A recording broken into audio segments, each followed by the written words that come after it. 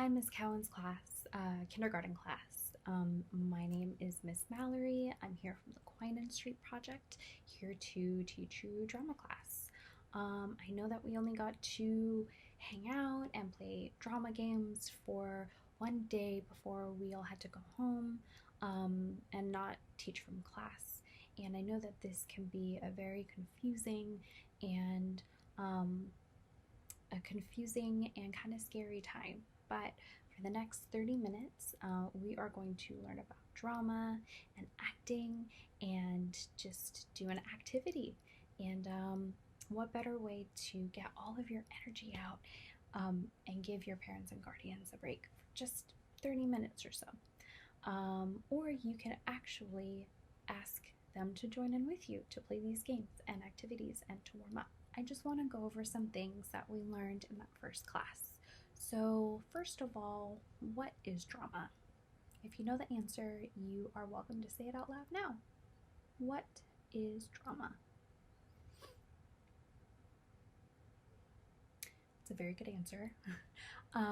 Drama, in this class, for drama class, we are going to learn how to tell stories. So drama is telling a story. A story could be a movie or a book. For drama class, it's usually a play. So yes, drama is learning how to tell stories. Now, what do we use to tell those stories, and who is telling those stories? Well, first of all, for drama, you are telling the story. And for drama class, you are an actor. You're an actor in everyday life.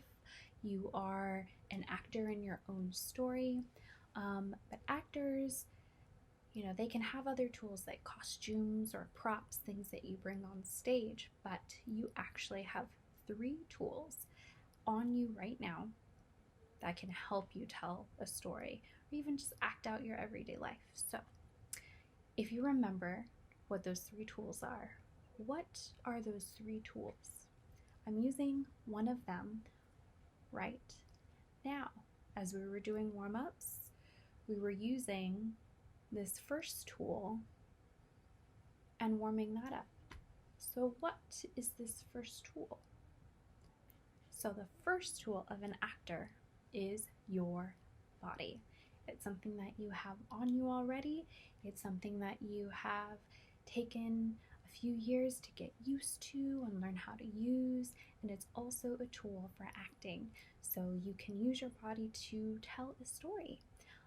For example, you're telling a story with your face, with your eyebrows, with your eyes, maybe how your mouth is. If I look like this, I'm probably either confused or disappointed. If I look like this, my body is telling you that I am happy or joyful. So that is the first tool of an actor. So let's all do this together. The first tool of an actor is and let's say it out loud, your body. So pat your body, show us what that is. The first tool of an actor is your body. The second tool of an actor is something else that I've been using for the past 10 minutes or so. What am I using to tell you and to teach you? It's coming out of my mouth right now. You can say it out loud if you know the answer. What is the second tool of an actor? That's right, it's your voice. So your voice comes out of your mouth. You use that to tell stories every day. You tell your parents or guardian about your day at school or how you're feeling, and you're telling them your stories by using your voice. And if I sound like this, I'm probably really sad or upset, but if I sound like this, then I can be really excited, and that's how you can tell that I'm excited, is using my voice. Or if someone is yelling, maybe they're angry, but if someone is whispering, maybe they're trying to tell a secret. So that is how the voice is your second tool as an actor. Let's go over this again. The second tool of an actor is your voice. Go ahead and say it out loud and do this action every time. So the second tool of an actor is your voice. Now, The third tool is something that you can't see with your bare eyes. I mean, maybe, kind of, but it's not something that you can look at me and say, yeah, she's using that as a tool. It comes out of your head, and it helps you make decisions and tell stories, and it starts with an I. If you know the answer, feel free to say it out loud. This is the gesture for it. The third tool of an actor is your imagination. If you guys watch SpongeBob, then you know what I'm talking about. So the third tool of an actor is your imagination. Let's all do this together. Imagination. It's the third tool of an actor. And your imagination helps tell a story because you take what's in your head and what your version of a story is, and it brings it to life, right? So you wouldn't be able to tell a story or even hear a story if you didn't have that imagination, right? So if you were telling me about your day at school, I'm using my imagination to picture what it is that you're going through. Or it's your imagination. You're using your imagination to envision it, to see it in your head, to be able to make the words and use the body language to tell me the story. So your imagination can be used to write stories, to tell them out loud, maybe to draw, to sing, just to imagine anything. So a part of imagination is imagine. So it's what you see and hear. It's the creative side of your brain. So again, the third tool of an actor is your imagination. So the three tools of an actor are your body, your voice, and your imagination. Now, something that we are going to learn today, that was what we learned last time I saw you about a month ago. What we are going to learn today is what a tableau is, and that's TABLEAU. It's okay, don't have to worry about the spelling of it, but it should be tableau. And a tableau is a frozen picture of something. So if I were to give you a frozen picture of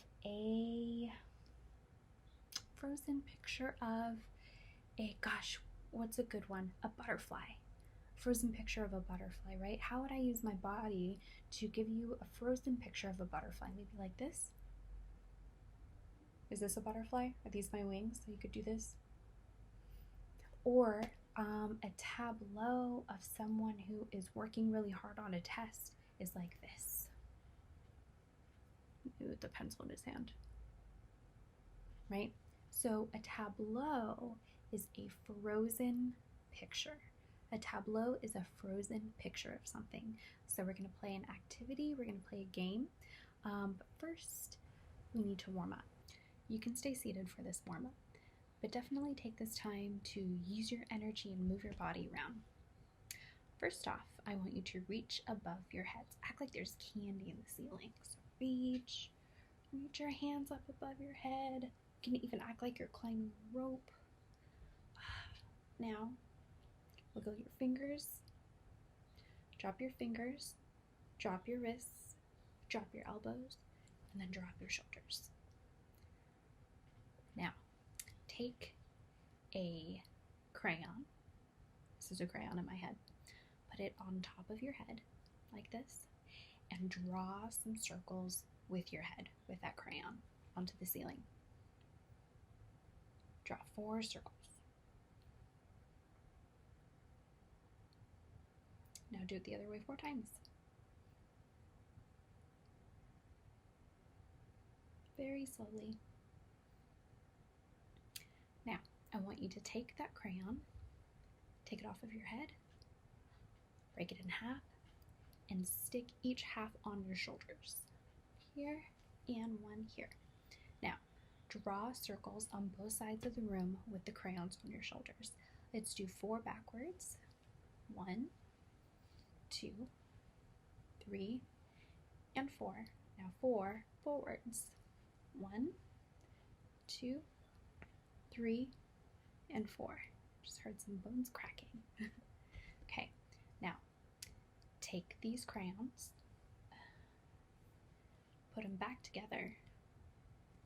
Just put it away for now. Set it to the side. Now, I want you to give me a superhero chest. So what does a superhero chest look like? For me, a superhero chest is nice and big and proud and powerful. So let's do superhero chest. Now let's do a villain chest. Villain kind of just gets small and tiny and evil, right? Now let's go back to superhero chest. Big and proud and out, and then villain chest. And small. Shrink. Now superhero chest again. Now villain chest. Superhero chest. Now villain chest. Oh, okay, good job. Now, I want you to create a ball of energy in between your hands like this. So clap your hands, use your hands. Now clap them together and create a warm ball of energy until it becomes nice and warm. Okay, now wake up your body with this ball of energy. Start off with your head, back of your head, your face, your arms, shoulders. Let's go to your chest. Go like this. Ah. Now go to your belly and your back and your hips and your thighs. Now your legs and your calves, even to your feet.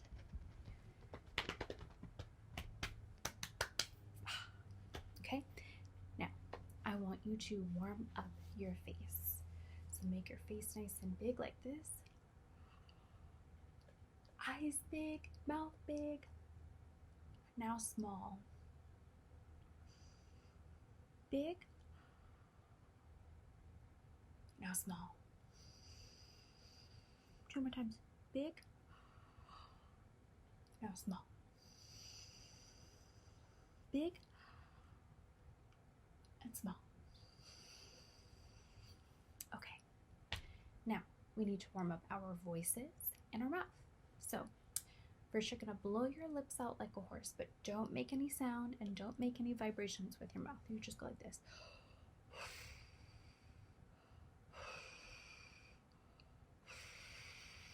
Now you can play with sound and vibrating your lips. Play with some sound.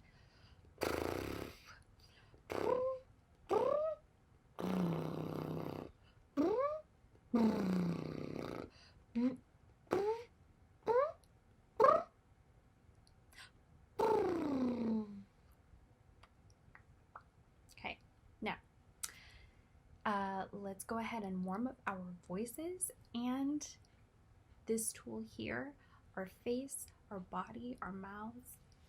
We're going to do this by going through the alphabet. So with every letter that you say, don't just say A. I want you to use your entire face to do the alphabet. So if I say A, it's A. So make sure to use your cheeks and your lips and your nose and your eyes to do the alphabet. We're going to start at the beginning. Ready? A, B, C, D, E, F, G, H, I, J, K, L, M, N, O, P, Q, R, S, T, U, V, W, X, Y, and Z. So hopefully your cheeks are all warmed up and loosened now. Now, let's get into some tongue twisters. I have a couple for you. If you know them on your own, you can do your own, but I'll start off with a couple. Unique New York. You know you need unique New York. Now say it again with me. Unique New York. You know you need unique New York. I say it a little bit faster. Unique New York. You know you need unique New York. Unique New York. Unique New York. You know you need unique New York. You know you need unique New York. Unique New York. Unique New York. You know you need unique New York. Now let's try this next one. Fuzzy Wuzzy was a bear. You might know this one already. Fuzzy Wuzzy had no hair. So Fuzzy Wuzzy wasn't very fuzzy, was he? Let's do it a little bit faster. Fuzzy Wuzzy was a bear. Fuzzy Wuzzy had no hair. So Fuzzy Wuzzy wasn't very fuzzy, was he? Fuzzy Wuzzy was a bear. Fuzzy Wuzzy had no hair. So Fuzzy Wuzzy wasn't very fuzzy, was he? Fuzzy Wuzzy was a bear. Fuzzy Wuzzy had no hair. So Fuzzy Wuzzy wasn't very fuzzy, was he? A little bit faster. Fuzzy Wuzzy was a bear. Fuzzy Wuzzy had no hair. So Fuzzy Wuzzy wasn't very fuzzy, was he? And one more. The big black bug bleeds blue-black blood, but the little black bug bleeds blue. The big black bug bleeds blue-black blood, but the little black bug bleeds blue. The big black bug bleeds blue-black blood, but the little black bug bleeds blue. A little bit faster. The big black bug bleeds blue-black blood, but the little black bug bleeds blue. Oh my gosh. Good job. Give yourselves a round of applause. So last time I saw you, I read out loud The Day the Crayons Quit. Who are the characters in this story? I know that it was a while ago, so you might not remember, so we're going to go over it again, okay? So the story starts out one day in class. Duncan went to take out his crayons and found a stack of letters with his name on them. So that's our first character, is Duncan. So Duncan is the person, the little boy who owns these crayons. And then he has letters from all of these different characters. So the different characters in the story are Red Crayon. And Red Crayon needs a rest, right? Red Crayon is really tired from coloring all of the holiday things and fire engines and apples and strawberries and things like that. Then we have Purple Crayon. Purple Crayon is kind of a neat freak and wants to be colored inside of the lines. So I would say Purple Crayon is very careful and neat. Beige Crayon is tired of being called light brown or dark tan because they're neither. Beige Crayon wants more exciting things to color rather than wheat and turkeys at Thanksgiving. Then we have Gray Crayon. Gray Crayon. Gray Crayon is very tired. He's tired of drawing really big animals like elephants, and he wants Duncan to color smaller things like pebbles and rocks. Then we have White Crayon. That's the sixth character, right? Hold on, wait. Duncan, red, purple, beige, gray, and white. So white is the sixth character in this story. White feels like Duncan doesn't color him with enough things, and he's tired of just being the filler, like an empty filler, and being the same page as the color that Duncan draws him on, or her on, and that's white. Black Crayon is the seventh character, and Black Crayon wants to be used to draw and color other things besides that outline of things like beach balls. He wants to color an entire thing, not just be the outline of things. Then we have Green Crayon, who's the seventh character. Green Crayon is actually really happy and wants to congratulate Duncan on all of the green things that he's colored so far.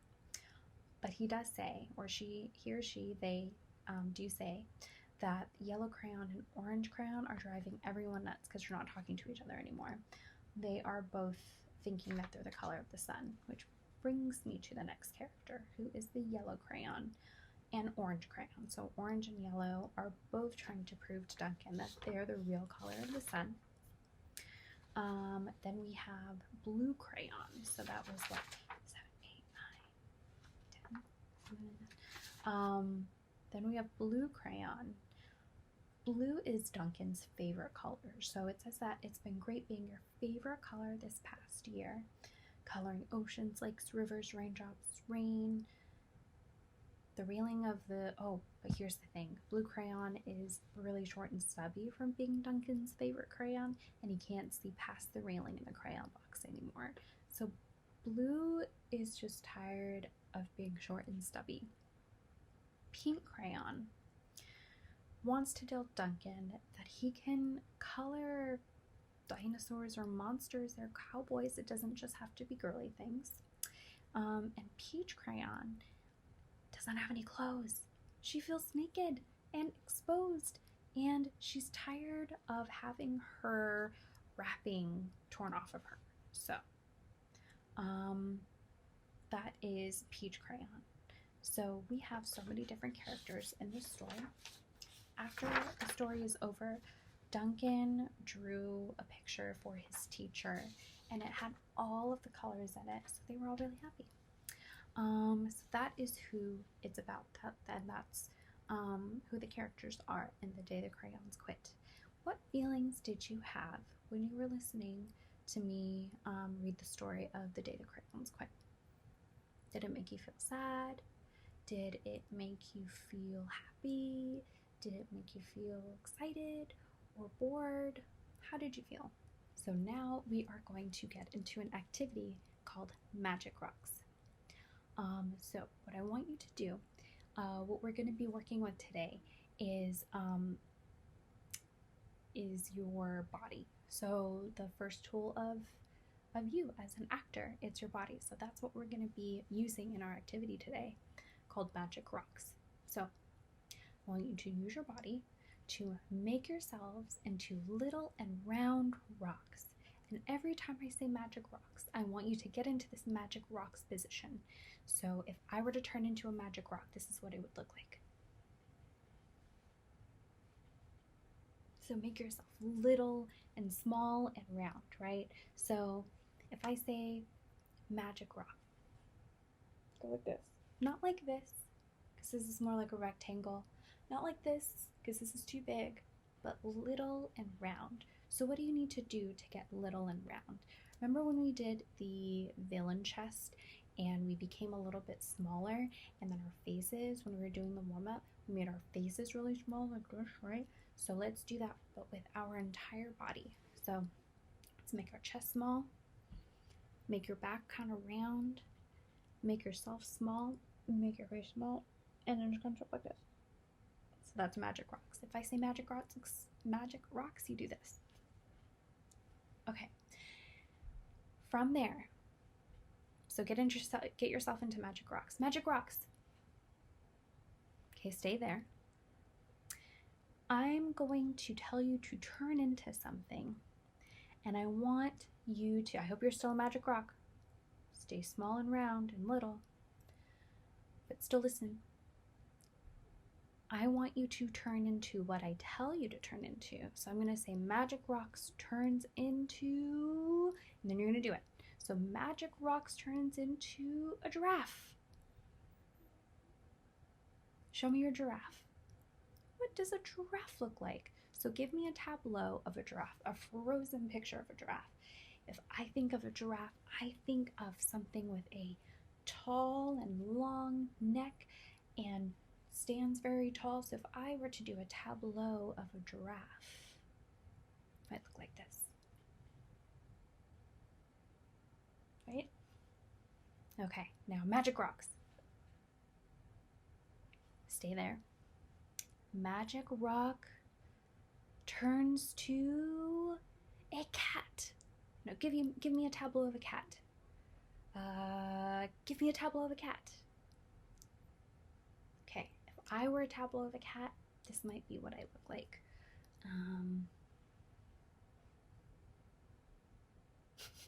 Is that a good cat? Show me a better cat. Give me a tableau of a cat. Show me what a cat looks like. Okay, now magic rocks. Get back down. Be little, small, round. Stay there. Magic rock turns to a butterfly.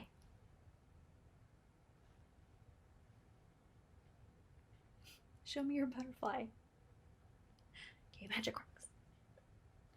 Magic rocks turns to a basketball player. Show me a tableau of a basketball player. Show me. Are basketball players small and tiny and short? Do they keep in like this, or are they tall and athletic and usually shooting into a basket or dribbling, right? So if I were a tableau of a basketball player, or if I was a magic rock that turned into a basketball player, it'd probably look like this.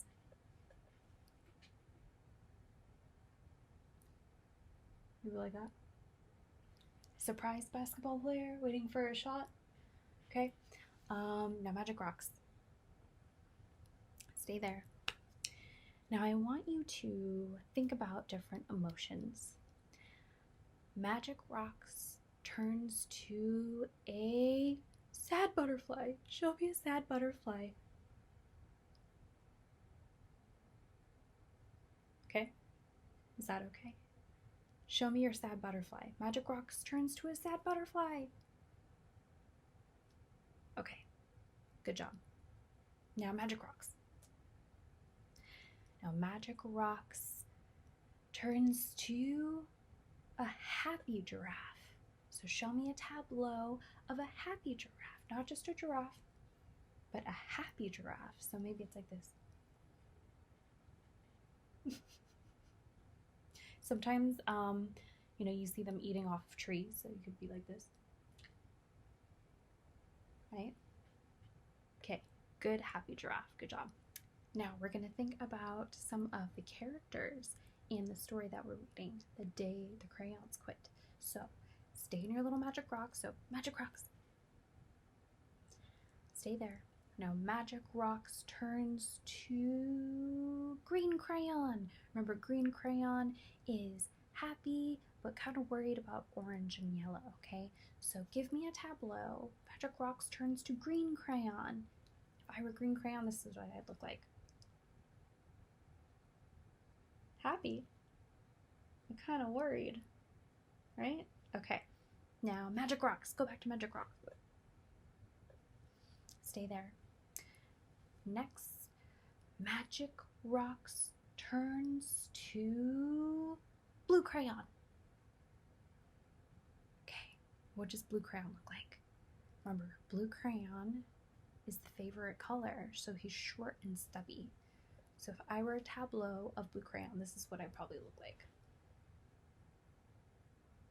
Trying to peek out of the box, but it's so short and stubby, so this is the box. Okay, now, magic rocks. Go down. Become small, round. Magic rocks turns to orange crayon. Magic rocks turns to orange crayon. Now show me orange crayon. Show me a tableau of orange crayon. Remember, orange crayon is kind of annoyed of yellow crayon, and they want to be the real color of the sun. And they are just telling Duncan that they're the real color of the sun. So if I were orange crayon, this is what I'd look like.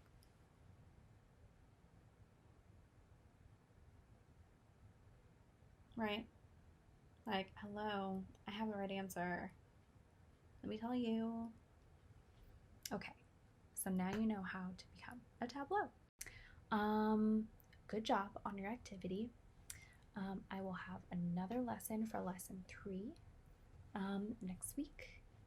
Now, how did today's lesson make you feel? Take the next few seconds to think about how you felt when you did this lesson. How did it feel to use your body as a tool for acting? How did that feel? Were you excited? Were you nervous? Were you scared? Were you bored? Were you happy, joyful? Think about how you felt. Okay. Now, next week we are going to be learning pantomime. Today we learned about tableau, which is a frozen picture. But next week we are going to learn about pantomiming, which is to move your body and to act something out. So on the count of 3, say drama class. 1, 2, 3, drama class.